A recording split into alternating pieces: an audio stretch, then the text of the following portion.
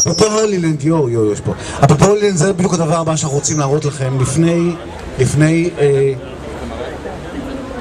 לפני 10 שנים כבר, נכון? מה אנחנו מדברים? לפני 10 שנים כבר? עוד שנייה, 10 שנים. היה האסון האזרחי הגדול ביותר במדינת ישראל עד למה שקרה בכרמל. בעיניי עדיין, אגב, זה האסון הגדול ביותר. אני מדבר על אסון ורסאי. אני מניח שאתם זוכרים, רצפת אולם חתונות קרסה, 23 הרוגים, 350 פצועים.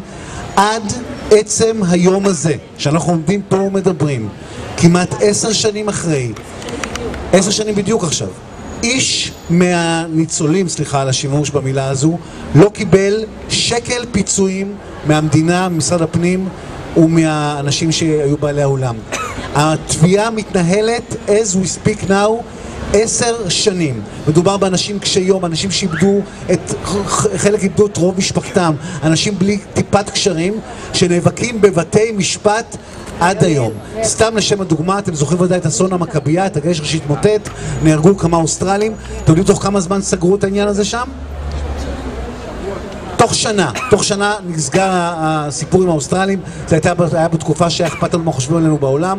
הדבר הזה נסגר כי מדינת ישראל חשבה על איך היא תיראה בעולם. העניין של ורסאי עד היום לא נסגר, ולא רק זה, בעלי האולם שהיו בוורסאי ניהלו עד לפני כמה חודשים אולם אירועים אחר במשך כל השנים האלה.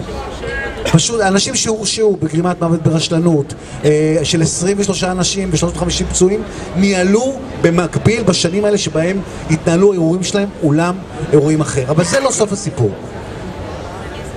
זה לא סוף הסיפור. האנשים שהיו בתקופת אסון ורסאי בירושלים הם בדיוק אותם אנשים של סיפור הולילנד, עם הבדל אחד קטן.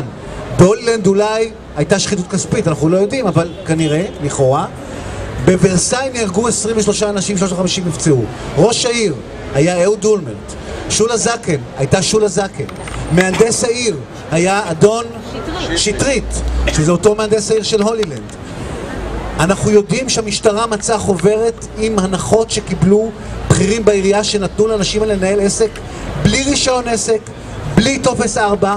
אולם אירועים שנוהל שם בכלל לא היה צריך להיות שם, היה שם בניין תעשייתי, וכל זה קרה, ואיש מאנשי עיריית ירושלים עד היום לא הואשם בסיפור הזה. רק התביעה הכספית מתנהלת, וכמו שאנחנו יודעים, ממציא שיטת הפלקל, האיש היה מתחת לפנס, נכנס לכלא.